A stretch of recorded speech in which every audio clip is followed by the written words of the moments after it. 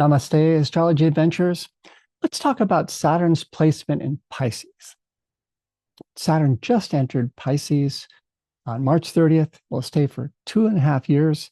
It's a long time and a lot to discuss. I'm your host, Paul Manley. You're watching Light on Vedic Astrology.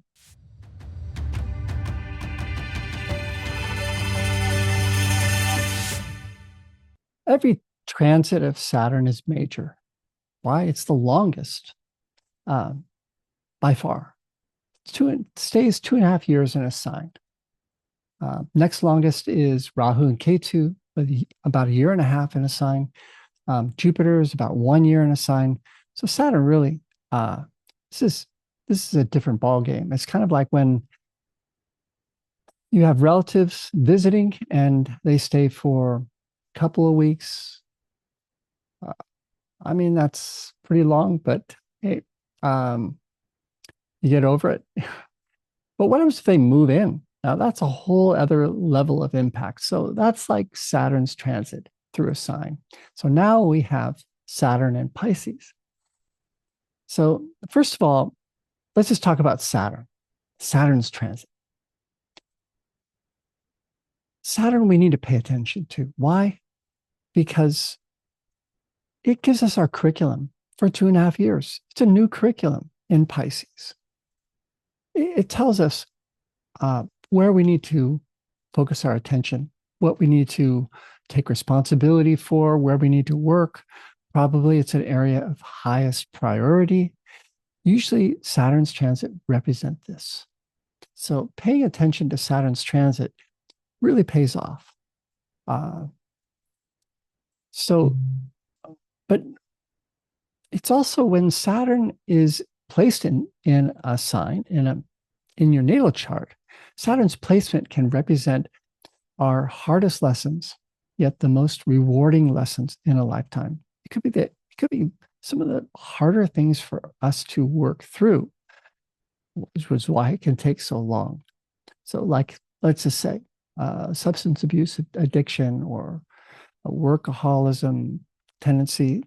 These are pretty deeply ingrained, and so that's why it's so rewarding. So that said, what does it mean to have Saturn in Pisces? So what's Pisces? So Pisces is a sign ruled by Jupiter. It's broad-minded, it's expansive, it is idealistic.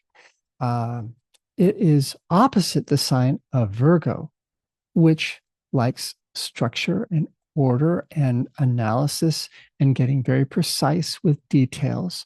So Pisces, on the other hand, is not into those details. It's interested in seeing the unity within everything. Now, that's ultimately what Pisces represents. So inclusive thinking, eclectic thinking. And it's also no boundaries, no structure, no order. So that's very different than Saturn. In fact, they're dissimilar qualities coming together. Saturn is a planet of order, of structure, of boundaries.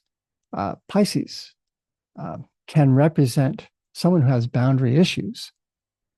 Saturn transit into Pisces can help to, resolve that, you might say. It could be a time where we bring order where things have been out of order.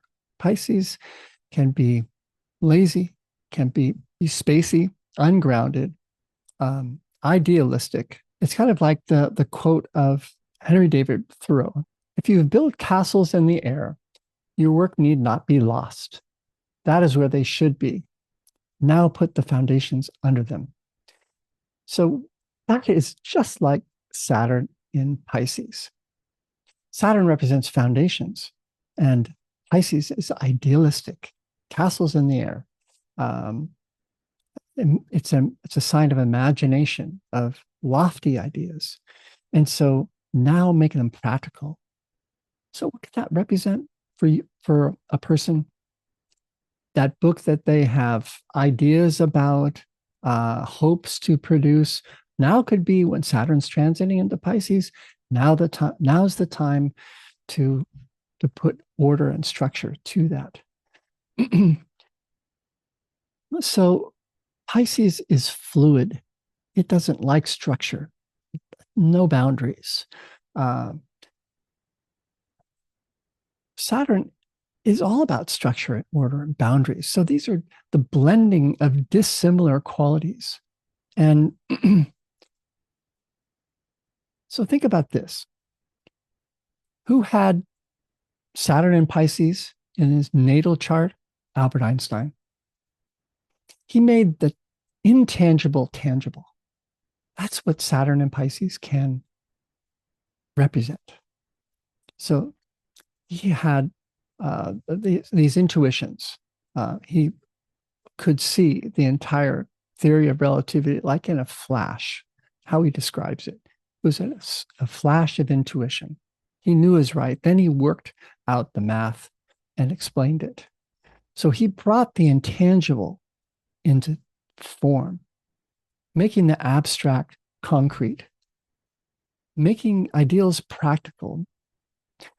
So another person who had Saturn and Pisces, or has Saturn and Pisces, is Celine Dion, the incredible vocalist, soprano, although she has a very wide range. So the sign of Pisces is like a wide range, meaning that it's so broad.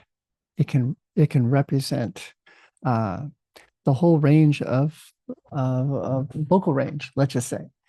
And she brought celestial music, this beautiful music, into form. I'm going to leave you with this, and I look forward to our next video tomorrow.